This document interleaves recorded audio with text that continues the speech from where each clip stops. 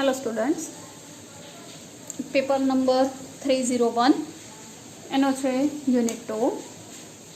આજનો આપણો ક્વેશ્ચન છે માઇકલસન મોર્લેનો પ્રયોગ વર્ણવો।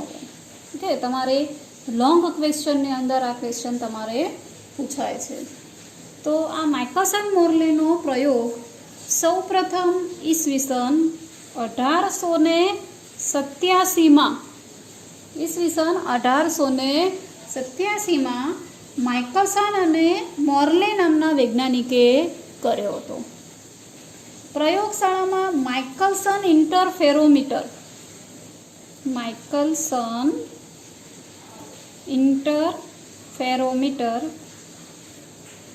પ્રયોગશાળાની અંદર માઇકલસન ઇન્ટરફેરોમીટર નામના સાધનનો ઉપયોગ કરી અને તેમણે આ પ્રયોગ કરેલો હતો। ઓકે, તો માઇકલસન અને મોર્લે નામના બે વૈજ્ઞાનિકો હતા। એમણે 1887ની અંદર આ પ્રેક્ટિકલ કર્યો હતો અને એમણે કયા સાધનનો ઉપયોગ કર્યો હતો? તો માઇકલસન ઇન્ટરફેરોમીટર। કોઈ વાર કદાચ બ્લેન્ક્સમાં તમારે પૂછાય કે ભાઈ માઇકલસન મોર્લેના પ્રયોગમાં કયા સાધનનો યુઝ થાય છે, તો તમને ખબર હોવી જોઈએ કે ભાઈ માઇકલસન ઇન્ટરફેરોમીટર નામના સાધનનો યુઝ કરી અને આ પ્રેક્ટિકલ એમણે કરેલો હતો। ઓકે, તો આ પ્રયોગ સમજવા માટે એક ફિગર મોસ્ટ ઇમ્પોર્ટન્ટ છે। ઓકે, એ ફિગર મેં પહેલેથી અહીંયા દોરેલી છે, હું ફિગર તમને સમજાવું છું। અહીંયા એક આ ઉદ્ગમ છે। ઉદ્ગમ મતલબ કે જેમાંથી પ્રકાશ આવતો હોય। ઓકે, તમે બલ્બ લઈ શકો, લાઇટ લઈ શકો, કોઈ પણ વસ્તુ તમે ઉદ્ગમ તરીકે લઈ શકો છો। ઓકે, અહીંયા એક ઉદ્ગમ એસ છે કે જેમાંથી પ્રકાશ આવે છે। ઓકે, એ ઉદ્ગમ એસમાંથી આવતા કિરણ સાથે 45 અંશનો ખૂણો બનાવે એવી રીતે એક ગ્લાસ પ્લેટ મૂકેલી છે। ઓકે, 45 અંશનો મતલબ કે 45 અંશનો ખૂણો બનાવે, આ આપાત કિરણ છે એની સાથે 45 અંશનો એંગલ બનાવે એવી રીતે એક ગ્લાસ પ્લેટ મૂકેલી છે। અને એ પ્લેટ શેની બનેલી છે? એનું નામ છે સેમી સિલ્વર્ડ ગ્લાસ પ્લેટ। ઓકે, કઈ ધાતુની છે? સેમી સિલ્વર્ડ ગ્લાસ પ્લેટ છે। ઓકે, તો ઉદ્ગમ એસમાંથી આવતા કિરણ સાથે 45 અંશનો ખૂણો બનાવે એવી રીતે એક પ્લેટ પી મૂકેલી છે। ઓકે, બીજું શું મૂકેલું છે? અહીંયા એક અરીસો મૂકેલો છે જે M1 મેં નામ આપેલું છે। અહીંયા એક બીજો અરીસો મૂકેલો છે જેને આપણે M2 નામ આપેલું છે।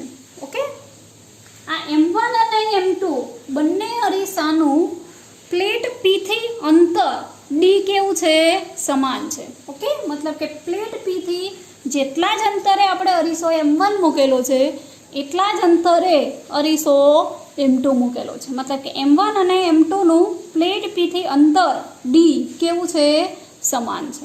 ઓકે, અહીંયા નીચે એક ટેલિસ્કોપ મૂકેલું છે। ટેલિસ્કોપ એટલે હવે જનરલી બધાએ જોયેલું છે।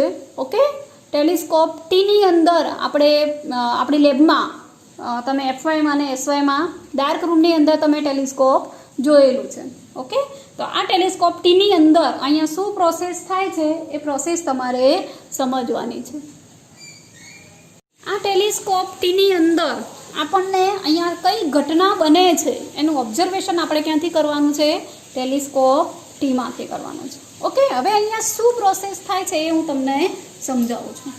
આપણે ફરીથી હું રિપીટ કરું છું કે અહીંયા ઉદ્ગમ એસમાંથી આવતા આપાત કિરણ સાથે 45 અંશનો ખૂણો બનાવે એવી રીતે એક સેમી સિલ્વર ગ્લાસ પ્લેટ પી મૂકેલી છે।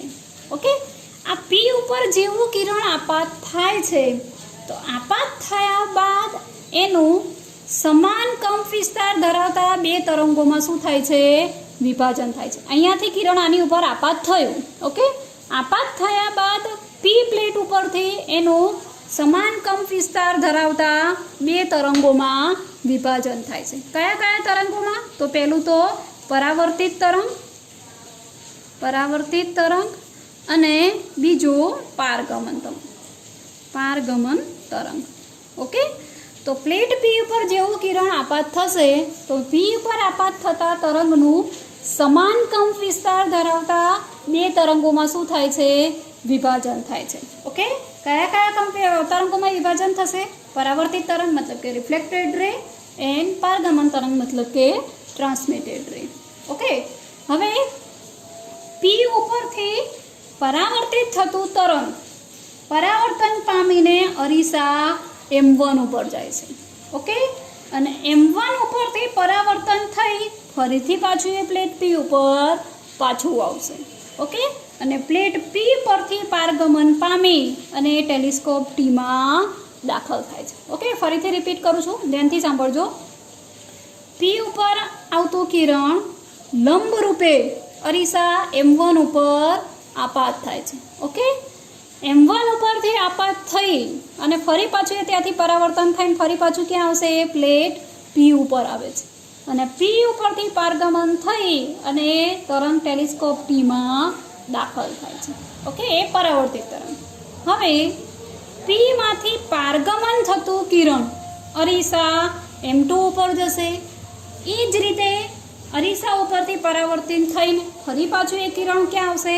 પાછું એ પ્લેટ P ઉપર આવશે. ઓકે, અને P માંથી ફરી પાછું એ તરંગ ક્યાં આવશે? ટેલિસ્કોપ Tમાં આવશે.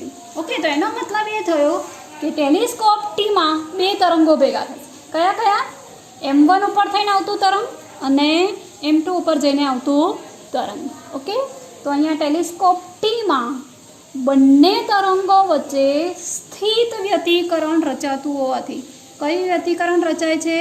સ્થિત વ્યતિકરણ રચાતું હોવાથી ટેલિસ્કોપ Tમાં તમને પ્રકાશિત અને અપ્રકાશિત શલાકાઓ જોવા મળે છે.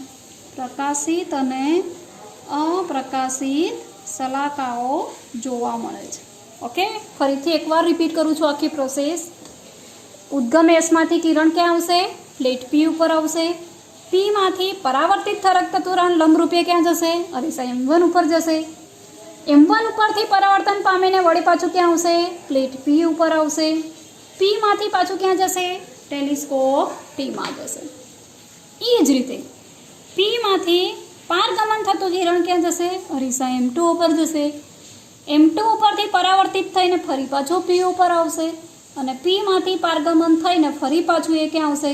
ટેલિસ્કોપ Tમાં દાખલ થાય છે. મતલબ કે ટેલિસ્કોપ Tમાં કેટલા તરંગો ભેગા થયા? બે તરંગો. એ બંને તરંગો વચ્ચે સ્થિત વ્યતિકરણ રચાતું હોવાથી ત્યાં આપણને પ્રકાશિત અને અપ્રકાશિત શલાકાઓ જોવા મળે છે.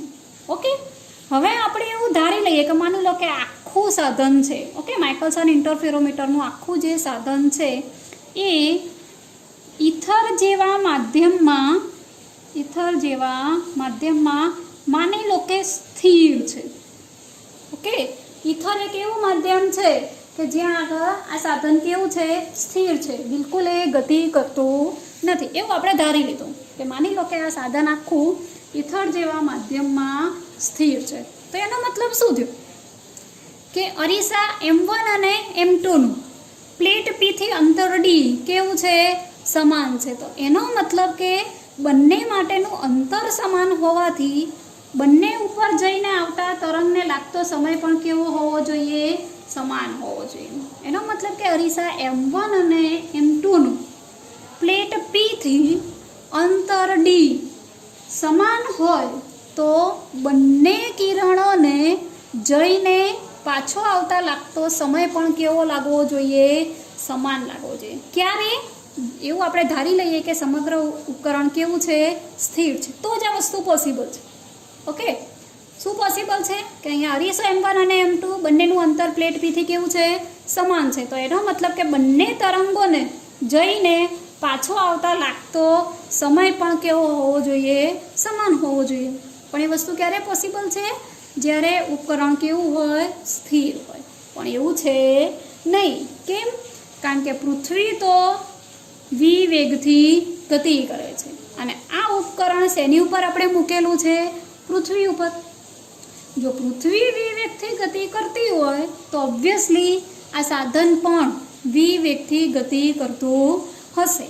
તો એનો મતલબ શું થયો? જો સાધન v વેગથી ગતિ કરતું હોય તો M1 અને M2નું અંતર ભલે સમાન હોય પણ બંનેને જઈને આવતા લાગતો સમય સમાન હોતો નથી. એ તમે અહીંયા આકૃતિમાં જોઈ શકો છો. પૃથ્વી v વેગથી ગતિ કરે છે એનો મતલબ કે સમગ્ર ઉપકરણ પણ v વેગથી ગતિ કરે છે. આવી સ્થિતિમાં P પરથી M1 તરફ જતા પ્રકાશના કિરણનો માર્ગ અહીંયા જે ડોટેડ લાઈન દ્વારા દર્શાવ્યો છે ને એવો તમને જોવા મળે છે. એ જ રીતે P થી M2 તરફ જતા પ્રકાશના કિરણનો માર્ગ આ જે ડોટેડ લાઈન દ્વારા દર્શાવ્યો છે ને એવો તમને જોવા મળે છે. મતલબ કે બંનેને સમાન અંતર કાપવાનું હોવા છતાં બંને માટે લાગતો સમય સમાન હોતો નથી. કેમ? કારણ કે પૃથ્વી v વેગથી ગતિ કરે છે તો ઓબ્વિયસલી સાધન પણ v વેગથી ગતિ કરે છે. અહીંયા તમે ઊભા છો, ઊભા તમે દડો ઉપર નાખો તો ઓબ્વિયસલી દડો તમારા હાથમાં જ આવશે. પણ માની લો કે તમે v વેગથી ગતિ કરો છો તો ઓબ્વિયસલી દડો તમારો ક્યાં જશે? આમ જશે, જે મેં ડોટેડ લાઈન દ્વારા દર્શાવ્યું છે એ રીતે. ઓકે, દડો આમ જશે, એ દડો અહીંયા પાછો આવશે. મતલબ કે આ દડાને તમારે કેચ કરવો હશે તો તમારે દોડતા દોડતા અહીંયા સુધી પહોંચવું પડશે. ક્યારે? જ્યારે તમે v વેગથી ગતિ કરતા હશો ત્યારે. ઓકે, તો અહીંયા પણ એ જ સિચ્યુએશન થાય છે.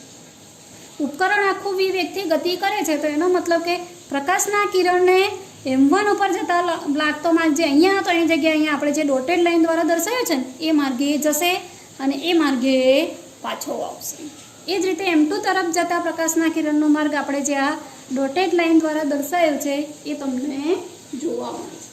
એનો મતલબ કે બંને તરંગોને સમાન અંતર કાપવાનું હોવા છતાં લાગતો સમય તમને સમાન જોવા મળતો નથી.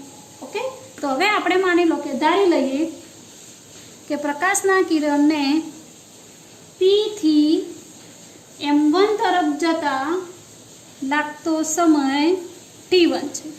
P થી M1 તરફ જતા લાગતો સમય કેટલો છે? T1 છે. તો એનો મતલબ શું થશે?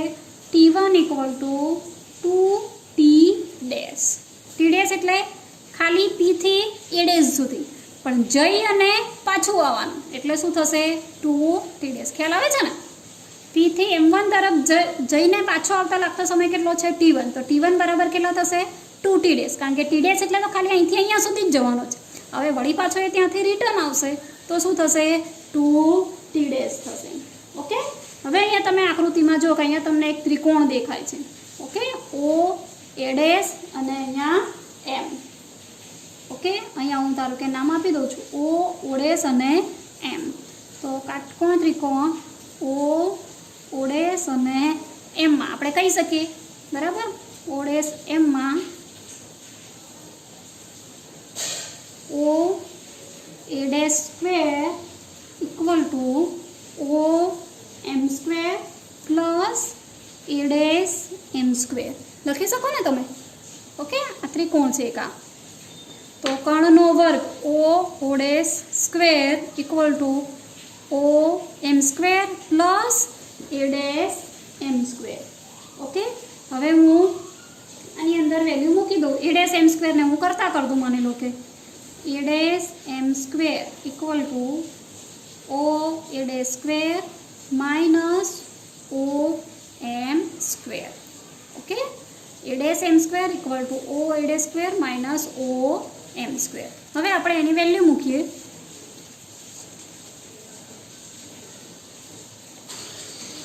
ઓકે, તો આકૃતિ ઉપરથી તમે જુઓ A ડેશ M એટલે આપણે લખી શકીએ કે D સ્ક્વેર લખી શકાય ને? A ડેશ M એટલે D square. O A dash square okay, A dash M એટલે D square. O A dash square એટલે તમે શું લખી શકશો? C square T dash square. Okay, minus OM square એટલે શું છે આપણી પાસે? VT square.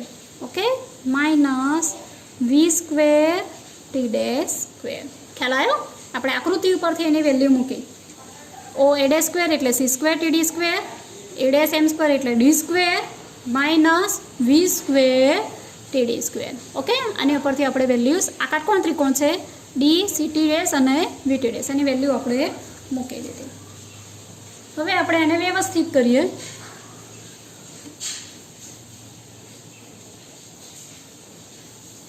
C square T dash સ્ક્વેરને આપણે માની લો કે કરતા કહીએ તો C square T dash square minus V square T dash square equal to D square.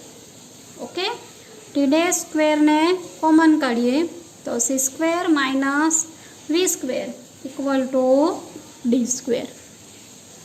Okay, हवे टी डे स्क्वेर ने करता करूँ तो D square upon C square minus V square T dash square equal to D square. C square ने आपणे common काढ़ीए 1 minus V square by C square. Okay, आने हूँ आ रीते लखी सकूँ D square upon C square 1 minus V square by C square raise to -1। Okay, हवे आपणे टी डे स्क्वेर छे एनी जग्याए मानी लो के हूँ टी डेस लखूँ तो अहींया शुं थई जशे डी अपॉन सी अने अहींया 1 minus V square by C square raise to -1/2। Okay, आ शेना जेवुं छे 1 ± x रेस टू n तो एने तमे शुं लखो छो 1 ± nx। ओके, नेक्स्ट में आवी सीरीज छे ने एना उपरथी आपणे एनो सोल्यूशन आपीशुं। तो T dash equal to D upon C 1 minus minus अहींया plus 1/2 V square by C square up to आगळ तमे एनु लखी शको। तो पाछळना पदोने मानी लो के आपणे अवगणी दईए तो T dash equal to D upon C 1 plus V square by 2c square. Okay, आपणे शुं मळी टी डैश नो मतलब शुं हतो टी डैश एटले खाली पी थी m1 सुधी जता लागतो समय। हवे त्यांथी पाछुं आवવાનું છે એટલે આપણે શું કરવાનું છે 2t ડેશ। ओके, तो t1 શોધવા માટે આપણે શું કરવું પડશે 2t ડેશ। तो t1 equal to 2t dash. Okay, तो t1 इक्वल टू तमने शू मळ्युं 2d upon c 1 plus V square by 2c square. आने हूँ आपी दઉં છું इक्वेशन 1। ओके, आपने शू मळ्युं t1 मतलब के ओ थी सॉरी p थी ए डैश सुधी जई अने पाछो आवता लागतो समय। आ m1 નું પત્યું। હવે આપણે કયા અરીસાનું લઈશું m2 અરીસાનું। ઓકે, તો m2 અરીસા માટે આપણે જોવું હોય તો આપણે ફરીથી ધારી લઈએ। માની લો કે ધારો કે p માંથી પારગમન થતું કિરણ m2 તરફ જતા तरंगनो वेग c माइनस v है। ओके, क्या थी क्या p थी m2 तरफ जता तरंगनो वेग c माइनस v है। हवे ऑब्वियसली त्यांथी पाछो आवता वेग केटलो थशे c plus v। Okay, p थी m2 तरफ जता वेग केटलो छे c माइनस v है, तो त्यांथी पाछो आवता वेग केटलो थशे c प्लस v थशे। ओके, एनो मतलब के p थी m2 तरफ जता वेग v है, तो m2 तरफ थी p तरफ आवता वेग केटलो थशे c प्लस v थशे। ओके, तो एनो मतलब के p थी m2 तरफ जईने पाछो आवता लागतो समय जेने आपणे मानी लो के t2 द्वारा दर्शाईए तो शू लखाशे t2 equal to d upon c minus v plus d upon c plus v। Okay, आ शू थयो p थी m2 तरफ जईने पाछो आवता लागतो समय थयो। ओके, हवे आपणे एने व्यवस्थित करीए तो t2 equal to dc plus dv plus dc minus dv upon c square minus v square. Okay, dv शू थई गया अहींया કેન્સલ થઈ ગયા. તો અહીંયા શું મળ્યો? T2 equal to 2BC upon C² minus V². Okay, તો T2 equal to 2BC upon C² 1 minus V² by C². Okay, આને વ્યવસ્થિત કરીએ તો 2D એક C ઉડી જશે, C 1 minus V² by C² is to minus 1. તો T2 ઇક્વલ ટુ તમને શું મળશે? 2D અપોન C, અહીંયા પણ minus minus plus 1 plus V² by C². આને આપણે આપી દઈએ ઇક્વેશન 2. T1 મળી ગયો. P થી M1 તરફ જઈને આવતા લાગતો સમય. એ જ રીતે T2 મળી ગયો. P થી M2 તરફ જઈને આવતા લાગતો સમય.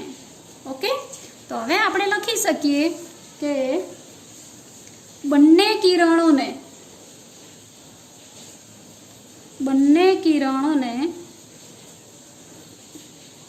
રાઉન્ડ ટ્રીપ પૂરી કરવા માટે લાગતો સમય તો શું થશે? Delta T equal to T2 minus T1. Okay, બંને કિરણોને રાઉન્ડ ટ્રીપ પૂરી કરવા માટે લાગતો સમય તો આપણે ડેલ્ટા ટી શોધી શકીએ. એના માટે આપણે શું કરશું? T2 minus T1. તો T2ની વેલ્યુ ઓલરેડી આપણી પાસે છે. ઓકે, અને T1ની વેલ્યુ પણ છે. બંને વેલ્યુ આપણે મૂકી દઈએ. T2 equal to 2D upon C 1 plus V² by C² minus 2D upon C 1 plus V² by 2C². Okay, હવે આપણે એને વ્યવસ્થિત સોલ્યુશન આપીએ તો કૌંસ છોડી દઈએ આપણે. 2D upon C 2D V² C into C² means CQ minus 2D upon C minus 2D V² by 2CQ. Okay, 2D upon C બંને શું થઈ ગયા? અહીંયા કેન્સલ. તો 2D V² by CQ minus 2 cancel, dV² by CQ. 2 માંથી 1 જાય તો કેટલા રહે? 1. તો રાઉન્ડ ટ્રીપ માટેનો સમય તમને કેટલો મળ્યો? dV² by CQ. અને આપી દઉં છું હું ઇક્વેશન 3. ઓકે, આ તમને શું મળ્યો? રાઉન્ડ ટ્રીપ માટે લાગતો સમય. હવે બંને તરંગો વચ્ચે ઉદ્ભવતો પથ તફાવત જો તમારે શોધવો હોય તો પથ તફાવત D equal to delta T into વેગ. ડેલ્ટા ટી એટલે રાઉન્ડ ટ્રીપ, વેગ એટલે એના માટે લાગતો વેગ જે આપણે એને C લઈ શકીએ. ઓકે, તો delta T into C. Delta ટીની વેલ્યુ કેટલી છે? dV² by CQ into C. તો પથ તફાવત D તમને કેટલો મળ્યો? dV² by C². ઓકે, પથ તફાવતની વેલ્યુઝ તમને કેટલી મળી? dV² by C². ઓકે, આ તમને એ સાધનનો પથ તફાવત મળ્યો. હવે જો આપણે આખા સાધનને 90નું પરિભ્રમણ આપવામાં આવે, ઓકે, જે આપણું સાધન હતું માઇકલસન ઇન્ટરફેરોમીટર, એને આપણે શું કરી દઈએ? 90 ડિગ્રી રોટેટ કરી દઈએ. મતલબ કે 90નું પરિભ્રમણ આપવામાં આવે તો આપણને મળતો પથ તફાવત કેવો થઈ જશે? બમણો થઈ જશે. મતલબ કે ડીની જગ્યાએ પથ તફાવત તમને કેવો મળશે? પથ તફાવત કેટલો થઈ જશે? 2D. જો 90નું પરિભ્રમણ આપવામાં આવે તો મળતો પથ તફાવત તમને કેવો મળે છે? બમણો મળે છે. મીન્સ કે 2D થઈ જશે. તો ઇક્વેશન તમને શું મળશે? 2dV² by C². Okay, equation 4 and equation 5. હવે આપણે જો સાધનને 90નું પરિભ્રમણ આપીએ છીએ તો પથ તફાવત તો બમણો થાય જ છે. સાથે સાથે આપણને જે પ્રકાશિત અને અનપ્રકાશિત શલાકાઓ જોવા મળે છે એ એન શલાકાઓનું શું થાય છે? સ્થાનાંતર થાય છે. ઓકે, જે પ્રકાશિત અને અપ્રકાશિત શલાકાઓ જોવા મળે છે, જેવું સાધનને તમે રોટેટ કરો છો તો ઓબ્વિયસલી શલાકાઓ પણ શું થશે? રોટેટ થશે. મતલબ કે એન શલાકાઓનું ત્યાં શું થાય છે?